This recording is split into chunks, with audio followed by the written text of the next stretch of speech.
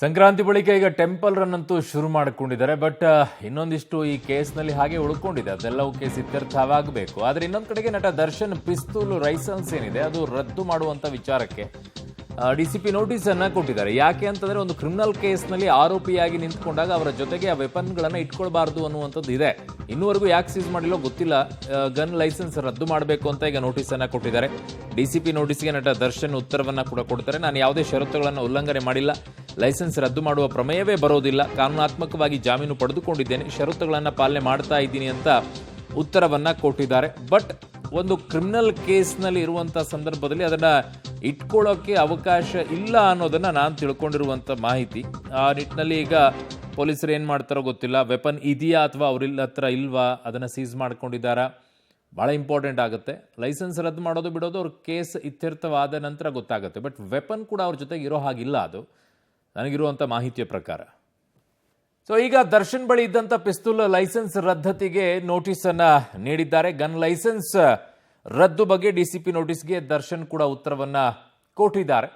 Weapon ಎಲ್ಲಿದೆ ಅನ್ನುವಂಥದ್ದು important. ಪಿಸ್ತೂಲ್ licence ಕೊಡುವಂಥದ್ದು ವಿಚಾರದಲ್ಲಿ, ಅದನ್ನು ಇಸ್ಕೊಳ್ಳುವಂಥ ವಿಚಾರದಲ್ಲಿ, ಅದು ಈ ಪ್ರಕರಣ ಹೇಗೆ ಅನ್ನೋದ್ರ ಮೇಲೆ ಆ ಲೈಸೆನ್ಸ್ ಬಗ್ಗೆ ಚರ್ಚೆಯನ್ನು ಮಾಡ್ಕೊಳ್ಬಹುದು.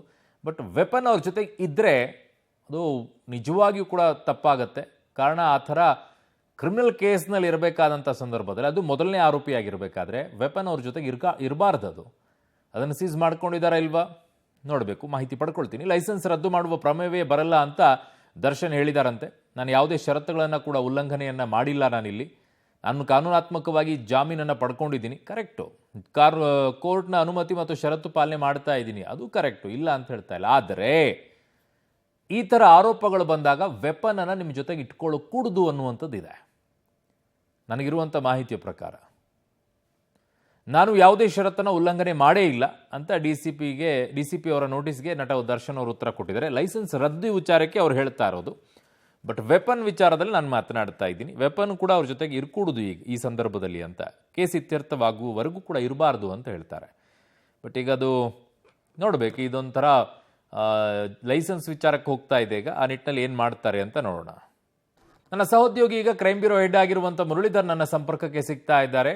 ಮುರಳಿ, ಈಗ ವೆಪನ್ ಎಲ್ಲಿದೆ ಅನ್ನುವಂಥದ್ದು ಇಂಪಾರ್ಟೆಂಟ್ ಆಗುತ್ತೆ. ಜೊತೆಗೆ ಲೈಸೆನ್ಸ್ ವಿಚಾರದಲ್ಲಿ ಈಗ ಒಂದಿಷ್ಟು ಚರ್ಚೆಗೆ ಎಡೆ ಮಾಡಿಕೊಡುತ್ತೆ ಈ ವಿಚಾರ. ಇಂಥ ಕ್ರಿಮಿನಲ್ ಕೇಸ್ಗಳಲ್ಲಿ ಮೊದಲನೇ ಆರೋಪಿಯಾಗಿ ಇರುವಂತಹ ಅವರು ಲೈಸೆನ್ಸನ್ನು ಹೊಂದಬೇಕಾ ಬೇಡವಾ ಅನ್ನೋದು ಕೇಸ್ ಇತ್ಯರ್ಥ ಆದಮೇಲೆ ಡಿಸೈಡ್ ಆಗುತ್ತಾ. ಈಗ ವೆಪನ್ ಎಲ್ಲಿದೆ ಅಂತ ಈಗ ಸದ್ಯಕ್ಕೆ ವೆಪನ್ ದರ್ಶನ್ ಅವರೇ ಕ್ಯಾರಿಯನ್ನ ಮಾಡ್ತಾ ಇರೋಂಥದ್ದು. ಅದನ್ನ ಅವರ ಮನೆಯಲ್ಲಿ ಅಂದ್ರೆ ಯಾವ ನಿಯಮಗಳಿದಾವೆ ಆ ನಿಯಮಗಳ ಪ್ರಕಾರವೇ ಅವರು ಬಳಕೆಯನ್ನ ಮಾಡ್ತಾ ಇದ್ದಾರೆ. ಯಾಕಂದ್ರೆ ಅದನ್ನ ಬಳಕೆನ ಮಾಡ್ಬೇಕಾದ್ರೆ ಕೊಡ್ಬೇಕಾದ್ರೆ ಸಂದರ್ಭದಲ್ಲಿ ಒಂದಷ್ಟು ನಿಯಮಾವಳಿಗಳಿರುತ್ತೆ, ಆ ನಿಯಮಾವಳಿಗಳನ್ನ ಪಾಲನೆಯನ್ನ ಮಾಡ್ತಾ ಇರುವಂತದ್ದು.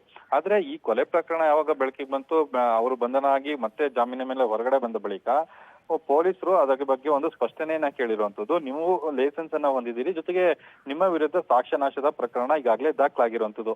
ನೀವು ಜಾಮೀನಿನ ಮೇಲೆ ಹೊರಗಡೆ ಬಂದ ಬಳಿಕ ನೀವು ಸಾಕ್ಷ್ಯಗಳ ಮೇಲೆ ಪ್ರಭಾವ ಬೀರುವಂತ ಸಾಧ್ಯತೆಗಳಿದಾವೆ. ಅದಕ್ಕೋಸ್ಕರ ನಿಮ್ಮ ಲೈಸೆನ್ಸ್ ಅನ್ನ ರದ್ದು ಮಾಡೋ ವಿಚಾರಕ್ಕೆ ಸಂಬಂಧಪಟ್ಟಂತೆ ನಿಮ್ಮ ಬಳಿಯಲ್ಲಿ ಒಂದು ಕ್ಲಾರಿಫಿಕೇಶನ್ ಅನ್ನ ಕೊಡ್ತಾ ಇದೀವಿ ಅಂತೇಳಿ ಒಂದು ನೋಟಿಸ್ ನ ಕೊಟ್ಟಿದ್ರು.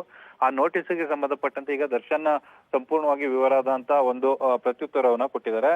ನಾನು ಕೋರ್ಟ್ನ ಷರತ್ತುಗಳೇನಿತ್ತು, ಕೋರ್ಟ್ನ ಷರತ್ತುಗಳನ್ನು ಯಾವುದೂ ಕೂಡ ಉಲ್ಲಂಘನೆಯನ್ನ ಮಾಡಿಲ್ಲ. ಜೊತೆಗೆ ಎಲ್ಲೇ ಹೋದ್ರೂ ಕೂಡ ಅಂದ್ರೆ ಏನು ಹೈಕೋರ್ಟ್ ಒಂದು ಷರತ್ತನ್ನು ವಹಿಸಿದೆ, ಬೆಂಗಳೂರನ್ನ ಬಿಟ್ಟು ಹೊರಗಡೆ ಹೋಗ್ಬೇಕಾದ್ರೆ ಟ್ರಯಲ್ ಕೋರ್ಟ್ನ ಅನುಮತಿಯನ್ನ ಪಡೆದುಕೊಳ್ಬೇಕು ಅಂತ ಹೇಳಿ ಸೂಚನೆಯನ್ನ ಕೊಟ್ಟಿರುವಂತದ್ದು. ನಾನು ಅದೇ ರೀತಿಯ ಪಾಲನೆಗಳನ್ನ ಮಾಡ್ತಾ ಇದ್ದೀನಿ. ಮತ್ತು ಸಹ ಆರೋಪಿಗಳು ಅಂದ್ರೆ ಈ ಪ್ರಕರಣದಲ್ಲಿ 17 ಜನ ಆರೋಪಿಗಳಿದ್ದಾರೆ. 17 ಜನ ಆರೋಪಿಗಳನ್ನ ಕೋರ್ಟ್ನ ಆವರಣದಲ್ಲಿ ಹೊರತುಪಡಿಸಿ ಬೇರೆ ಎಲ್ಲೂ ಕೂಡ ಅವರನ್ನ ಭೇಟಿಯಾಗುವಂತ ಪ್ರಯತ್ನವನ್ನು ಕೂಡ ಮಾಡಿಲ್ಲ. ಜೊತೆಗೆ ಸಾಕ್ಷಿಗಳನ್ನ ಭೇಟಿ ಮಾಡುವಂತದ್ದು ಇರ್ಬೋದು, ಪ್ರತ್ಯಕ್ಷವಾಗಿರ್ಬೋದು ಅಥವಾ ಪರೋಕ್ಷವಾಗಿ ನಾನು ಅವರ ಮೇಲೆ ಪ್ರಭಾವ ಬೀರುವಂತ ಏನೋ ಪ್ರಕ್ರಿಯೆಗೆ ಕೈಯನ್ನ ಹಾಕಿಲ್ಲ. ಆ ಹಿನ್ನೆಲೆಯಲ್ಲಿ ನೀವು ಇದರಲ್ಲಿ ಲೈಸೆನ್ಸ್ ಅನ್ನ ರದ್ದು ಮಾಡುವಂತ ಪ್ರಮೇಯವೇ ಬರೋಲ್ಲ ಅನ್ನೋದ್ರ ಬಗ್ಗೆ ಒಂದಷ್ಟು ಸ್ಪಷ್ಟನೆಯನ್ನ ಕೊಟ್ಟಿರುವಂತದ್ದು. ಈಗ ಅದು ಡಿಸಿಪಿ ಅಡ್ಮಿನ್ ಅವರಿಗೆ ಪ್ರತ್ಯುತ್ತರ ಹೋಗಿದೆ. ಅದಾದ ಬಳಿಕ ಅದನ್ನ ನಿರ್ಧಾರವನ್ನ ಏನು ನಗರ ಪೊಲೀಸ್ ಆಯುಕ್ತರು ಮಾಡ್ಬೇಕಾಗಿರುವಂತದ್ದು. ನಗರದ ಪೊಲೀಸ್ ಆಯುಕ್ತರ ಜೊತೆಯಲ್ಲಿ ಒಂದಷ್ಟು ಮೀಟಿಂಗ್ ಗಳಾಗ್ತವೆ. ಆ ಸಂದರ್ಭದಲ್ಲಿ ದರ್ಶನ್ ಅವರ ಮೇಲೆ ಬರ್ತಾ ಇರುವಂತ ವಿಚಾರಗಳೇನಿವೆ ಅಂದ್ರೆ ತನಿಖಾಧಿಕಾರಿ, ಈ ಪ್ರಕರಣದ ತನಿಖಾಧಿಕಾರಿ ಇದ್ದಾರೆ, ಅವರು ಜೊತೆಗೆ ಡಿಸಿಪಿ ಅಡ್ಮಿನ್ ಇರ್ಬೋದು ಮತ್ತೆ ಪೊಲೀಸ್ ಆಯುಕ್ತರು ಇವರೆಲ್ಲ ಮೀಟಿಂಗ್ ಅನ್ನ ಮಾಡಿ ಒಂದು ನಿರ್ಧಾರವನ್ನ ಮಾಡುವಂತದ್ದು. ಅರುಣ್. ಓಕೆ ಮುರಳೀಧರ್, ನಿಮ್ಮೆಲ್ಲ ಮಾಹಿತಿಗೆ ಧನ್ಯವಾದಗಳು.